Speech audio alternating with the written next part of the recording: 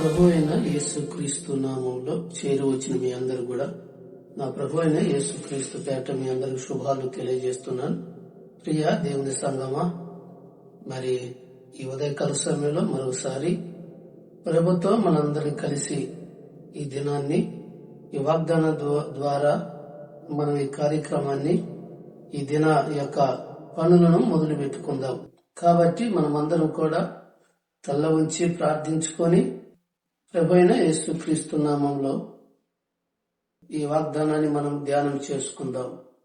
మనం మిక్కులుగా ప్రేమించిన మా ప్రియ పరలోక తండ్రి, నీ ఘనమైన నామానికి స్తుతులు స్తోత్రాలు చెల్లిస్తున్నాం నాయన. ఈ ఉదయకాల సమయంలో నా తండ్రి మీ బిడ్డలను అయ్యా ప్రేమించి మమ్మల్ని సజీవులుగా ఉంచి నా తండ్రి ఉదయకాల సమయంలో నీ బిడ్డలతో కలిసి ప్రార్థించడానికి, వారితో మీరు మాట్లాడడానికి మీరు ఇచ్చిన ఈ సమయాన్ని బట్టి నీకు స్తోత్రాలు చెల్లిస్తూ నిలుచున్న నీ బిడ్డలను ఆదరించండి, బలపరచండి. అనేకులకు నా తండ్రి ఈ వాగ్దానం దీవెనకరంగా మార్చమని యేసయ్య అతి పరిశుద్ధ పేరట స్తుతించి అడిగి వేడుకుంటున్నాను తండ్రి. ఆమేన్, ఆమేన్. ప్రభునందు ప్రియ దేవుని బిడ్డలారా, ఈ ఉదయకాల సమయంలో మరి దేవుని యొక్క మన అనుదినం వాగ్దానాన్ని ధ్యానం చేసుకుందాం. సామెతల గ్రంథము 16వ అధ్యాయం, అలాగనే మరి 3వ వచనం చదువుకుందాం. నీ భారము యెహోవా మీద ఉంచుము, అప్పుడు నీ ఉద్దేశమును సఫలము చేయును. మరలా చదువుతున్నాను, గమనించండి.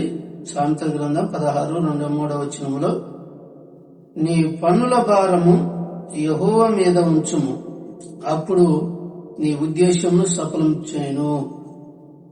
ఏంటండి? మన యొక్క పనుల భారము ఎవరి మీద ఉంచాలి? యెహోవా మీద ఉంచాలని దేవుని యొక్క వాక్యం తెలియజేస్తుంది. నువ్వు వెలుచున్న ఈ ఉదయకాల సమయంలో ఏ పని నిమిత్తం అయితే వెలుచున్నావో, ఏ పని నిమిత్తం అయితే లేచి నువ్వు పరిగెట్టుచున్నావో, ఆ వెలుచునే ముందు నీవు లేస్తుండగానే నీ యొక్క పనుల భారము దేవునికి అప్పగించు. నీ వెలుచున్న నీ యొక్క పనిని దేవుని చేతికి అప్పగించుకుంటే ఆ పనిని నీకు దేవుడు ఫలిభరితముగా చేస్తాడు. నువ్వు భారము కలిగి దేని మీద అయితే ప్రయాస పడుతున్నావో ఆ ప్రయాసాన్ని దేవుని మీద ఉంచుము. అది అక్కడ చక్కగా లేఖనాలు సెలవిస్తుంది. నీ పనుల భారము యెహోవా మీద ఉంచుమని. ఎవరి మీద ఉంచాలి మన పనుల భారం? జనుల మీద కాదు, మనుషుల మీద కాదు. మన భారము దేవుని మీద వేయాలి. నీకెటువంటి భారాలున్నా, లేకపోతే నీవు కలిగి ఉన్న ఇబ్బందుల భారమైన, కష్టాల భారమైన, ఇరుకుల భారమైన, మరి దేవుని ఆశ్రయించాలి. ఉదయకాలము లేచి నీ యొక్క గదిలో ప్రార్థన చేస్తూ, ప్రభా ఈ దినమందు నాకు ఇటువంటి భారం ఉంది, ఈ భారాన్ని నీ మీద మోపుచున్నా, నా భారాన్ని తీర్చే దేవుడు నువ్వే. కాబట్టి దేవుని వాక్యం సెలవిస్తుంది, నరులను ఆశ్రయించుట కంటే యెహోవాను ఆశ్రయించటం మేలని.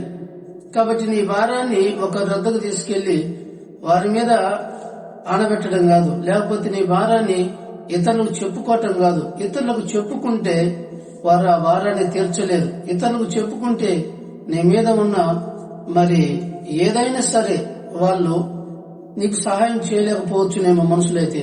అదే దేవునికి అప్పగించుకుంటే నీవు దేవునితో నువ్వు ఉదయాన్నే ప్రణుకులాడితే నీ యొక్క భారాన్ని దేవుడు సులువుగా మారుస్తాడు. అందుకే దేవుని వాక్యం సెలవిస్తుంది, ప్రయాసపడి భారం వహించున్న వాళ్ళారా నా యొద్దకు రండి అంటున్నారు.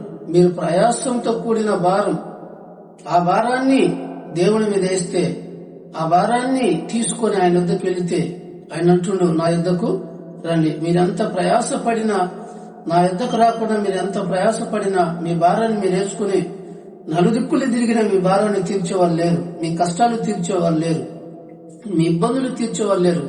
ఆ భారాన్ని, ఆ శాపాన్ని మీకు మరి సులువైన జీవితాన్ని ఇచ్చి మీ భారాన్ని నేను మోయగలిగిన సమర్థుడని ప్రభు అయిన యేసుక్రీస్తు ఈ మాటలలో మనం సెలవిస్తున్నాడు. ఎప్పుడైతే నీ పనుల భారం యెహోవా మీద అప్పగించుకొని నేను వెళితే, నీ ఏ ఉద్దేశం తెలుతున్నావో, ఏ తలంపులు వెళుతున్నావో, నీ తలంపులను, నీ ఆలోచనలను దేవుడు ఎరిగినవాడు. కాబట్టి ఆయన ఖచ్చితంగా నీ ఉద్దేశాలను, నీ తలంపులను ఖచ్చితంగా నెరవేరుస్తాడు. అది దేవుని దృష్టికి విలువైనదైతే, దేవుని దృష్టికి అంగీకారమైనదైతే, నువ్వు తలంచే ప్రతి తలంపు దేవుని దృష్టికి మరి విలువైనదైతే నీకు ఖచ్చితంగా నీ ఇనికిడిలో దేవుడు సఫలం చేస్తాడు. ఒకవేళ నీ దృష్టికి విలువ లేనిదిగా నువ్వు ఆలోచించి పాపపు తలంపుల ఆలోచనతో నువ్వు వెళుతున్నట్లయితే అది దేవుడు నీకు సఫలం చేయడు. అందుకే దేవుని వాక్యం సెలవిస్తుంది. కాబట్టి మీరు దేని ఎందైతే నీ భారం కలిగి ఉంటున్నావో ఆ భారాన్ని ప్రభు మీద ఉంచాలి. ఎలా ఉంచాలి? ప్రార్థన ద్వారా ఉంచాలి. ప్రభా, ఈ దినమంతా నాది, ఇదిగో ఈ స్థితిలో నేను మరి కుమిలిపోతున్నాను, ఈ స్థితిలో నేను బాధపడుతున్నాను, కాబట్టి ఇది తొలగించే దేవుడు నువ్వే అని నమ్మకముతో విశ్వాసముతో ప్రభు సన్నిధిలో మోకరించి ప్రార్థించాలి. ఒకసారి చూడండి, మీకు తెలిసిన వ్యక్తి నేను పరిచయం చేస్తాను. ఒక పాపాత్మురాలైన స్త్రీ, ఆమె జబ్బుతో భారంతో బాధపడుతుంది. అనేకమైన హాస్పిటల్ తిరిగింది, అనేకమైన మరి వ్యాధితో ఉండి అనేకమైన ప్రాంతాలు తిరిగింది. తన యొక్క డబ్బంతా ఖర్చు పెట్టుకున్న కానీ తను కలిగి ఉన్న భారాన్ని, తను కలిగి ఉన్న జబ్బును, తను కలిగి ఉన్న అనారోగ్యాన్ని ఎవరునూ తీసివేయలేదు. అందుకని లోకమంతా తిరిగి తిరిగి తిరిగి మళ్ళా తుదకు ఏ ప్రభు అయితే యేసు క్రీస్తు అని ప్రజలందరూ తెలుసుకొని ఆ దేవుని యొద్దకు వెళుచున్నారో వారి అంట వెళ్ళింది ఆమె కూడా. ఈయన ప్రభు అయిన యేసు క్రీస్తు, ఈయన పాపాలు క్షమించేవాడంట, రోగాలను స్వస్థపరిచేవాడంట, భారాలను తొలగించే దేవుడని తెలుసుకొని ఆమె ప్రభు సన్నిధికి వెళ్ళింది. వెళ్ళిన వెంటనే అంతమంది గుంపులో కూడా ఆమె తన భారాన్ని తొలగించుకోవటానికి, తన జబ్బును తొలగించుకోవటానికి, తనకున్న మరి సమస్త వ్యాధిని తొలగించుకోవటానికి ఆ ప్రజలకి ఇచ్చి వెళ్లి నా ప్రభు అయిన యేసు క్రీస్తు చెంగును మాత్రమే ముట్టింది. అనగా ఆమెకున్న విశ్వాసం చూడండి, ఆమెకున్న నిరీక్షణ చూడండి, ఆమెకున్న ప్రతి విధమైన గొప్ప మరి విశ్వాసాన్ని మీరు గమనించాలి. నా ప్రేమ దేవుని బిడ్డలారా, ఆమె ఏమనుకుందంటే, నాకున్న భారం, నాకున్న ఈ జబ్బు నయం కావాలంటే నేను యేసు క్రీస్తు సన్నిధికి ఖచ్చితంగా వెళ్ళాలి అని ప్రభు ఎక్కడ ఉన్నాడో అక్కడ తెలుసుకొని ప్రభు సన్నిధికి వెళ్ళింది. ఆయన వస్త్రం ముట్టాడు, ఆమెకు స్వస్థత కలిగింది. యేసు యొక్క అంగిలో స్వస్థత ఉంది, యేసు యొక్క వస్త్రాలలో స్వస్థత ఉంది కనుకే ఆమె చెంగును మాత్రం ముట్టుకున్నది.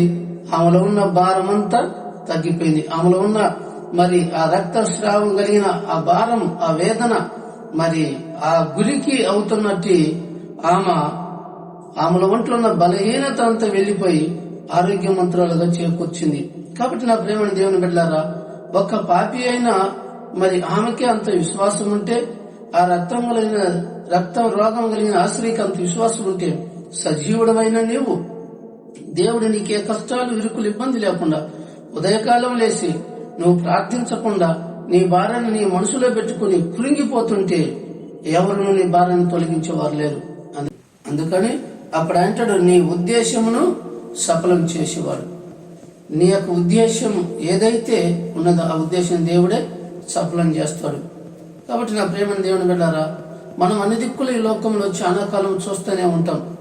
చాలా మంది తన యొక్క భారాలు ఎత్తుకొని, తన బరువులు ఎత్తుకొని ఎక్కడెక్కడికో వెళుతారు, ఎక్కడెక్కడనో గుళ్ళకు తిరుగుతారు, ఎక్కడెక్కడో దేవాలయాలు తిరుగుతుంటారు. కానీ నీవున్న మందిరంలో, నీవున్న గృహంలో ప్రభు సన్నిధితో మోకరించి నీవు కన్నీటి ప్రార్థన చేసిన ఎడల, పశ్చాత్తాపు పొందిన ఎడల దేవుడి నీ భారాన్ని తొలగించడానికి ఆయన నీ యొద్దకు వస్తాడు, ఆయన నీ చెంతకు వస్తాడు. నీ భారాన్ని ఆయన మీద వేసుకొని ఆయన సులువైన కాడిని, ఆయన సులువైన జీవితాన్ని నీకు అనుగ్రహించి ఆ పాప భారాన్ని దేవుడు మోస్తాడు. కాబట్టి అందుకే దేవుని లేఖలో సెలవిస్తాను చూడండి, యెహోవా ఆత్మ పరిశోధించును అని రాయబడింది. ఎవరిని పరిశోధిస్తుందండి? ఎవరు పరిశోధిస్తారు? దేవుని యొక్క ఆత్మ అంట మానవుని యొక్క ఆత్మను, యెహోవా దేవుడు మన ఆత్మను పరిశోధించువాడు. నీ ఆత్మను పరిశోధించి నీ ఆత్మనున్న ప్రతి తలంపును పరిశోధించే దేవుడు, నీ ఆలోచనలను పరిశోధించే దేవుడు, నీ మైండ్లో ఉన్న ప్రతిది కూడా దేవుడు ఆలోచించి మరి పరిశీలించే దేవుడు. కాబట్టి నువ్వు ఏది కూడా ఆయన దగ్గర దాచుకోకుండా నువ్వు కన్నీటి ప్రార్థన చేసినట్లయితే నీ భారాన్ని ఆయన తొలగిస్తాడు, నీ భారాన్ని ఖచ్చితంగా తొలగిస్తాడు. చక్కటి వాగ్దానం మనకి అనుగ్రహిస్తున్నాడు ఆయన. ఏమని? ప్రయాసపడి భారము మోస్తున్న వాళ్ళారా, నీవు ప్రయాసపడి దినమెల్లను దాని మీదనే పట్టుకలాడుకుంటా, దాని మీదనే ఆలోచన చేసుకుంటా, దాని మీదనే నువ్వు దిక్కుస్తూ, దాని మీదనే వేడుస్తూ అలా తిరిగితే ఏది కూడా నీకు సఫలం కాదు. కానీ ఎప్పుడైతే నువ్వు ప్రభు సన్నిధికి వచ్చి ఆ భారంతో నీ కన్నీటితో ప్రభు పాదాల ముందు ఉంచితే, నా ప్రభు అయిన యేసుక్రీస్తు నీ భారాన్ని తొలగించువాడు, నీ కష్టాలను తొలగించువాడు, నీ ఇబ్బందులను తొలగించువాడు. నువ్వు ఎక్కడైతే వేలనగా వెగతాళిగా చేయబడ్డావో అదే చోట్ల దేవుడిని మరలా నిన్ను నిలబెట్టే దేవుడు, అదే చోట్ల దేవుడు మళ్ళా నీకు సులువైన పనిని నీకు అప్పగించే దేవుడు.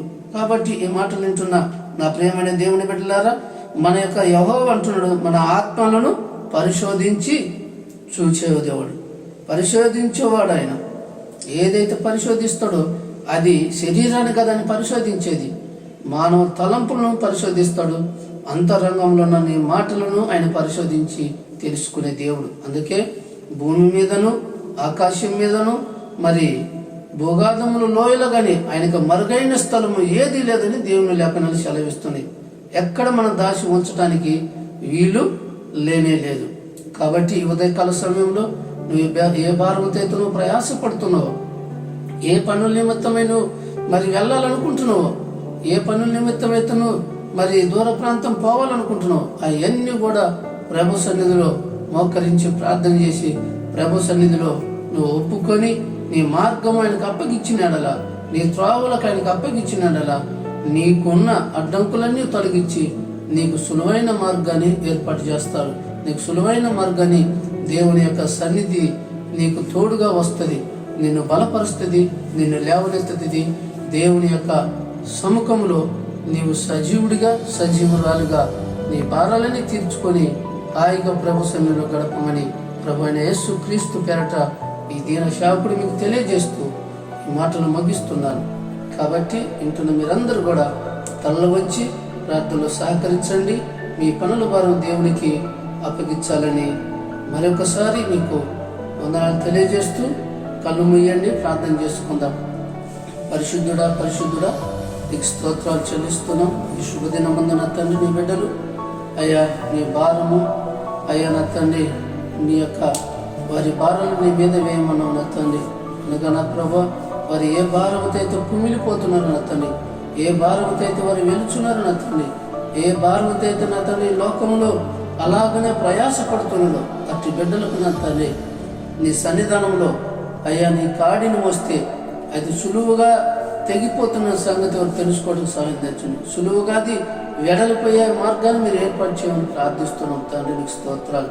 ఈ మాటలేనా తండ్రి, ఎవరు ఏ కష్టాలలో ఏ విరుకులలో ఏ బాధలలో ఉన్నారు ప్రభా, ఏ సమస్యలతో కొట్టుమిట్టాడుతున్నారో నా తండ్రి అట్టి బిడ్డల భారాన్ని తొలగించి ఈ దాసులను మీ బిడ్డలను ప్రేమించిన తండ్రి చక్కటి అవకాశాన్ని ఈ ఉదయకాల దీవెనలతో నీ బిడ్డలను దీవించమని నీ బిడ్డలు మీరే మీ చేతికి అప్పగించుకుంటూ మీరే మహిమ ఘనత ప్రభావాలు పొందమని యేసునామమున స్తుతించి అడిగి వేడుకుంటున్నాను తండ్రి.